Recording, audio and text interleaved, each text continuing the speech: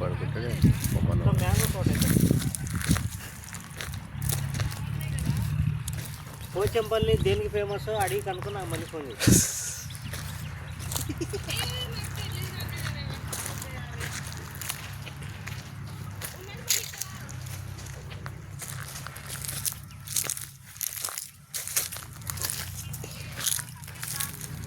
అన్నీ తీయడి పండ్లు మా మ్యాంగో రకరకాలు ఉన్నాయి.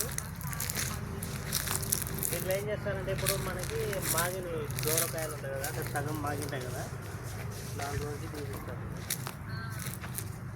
ఇది తోట ఏం చేస్తాం, అంత ట్రాఫిక్ ఉంది అసలు, మధ్యలో ఏమో మధ్యలో పనులు అదన్నమాట.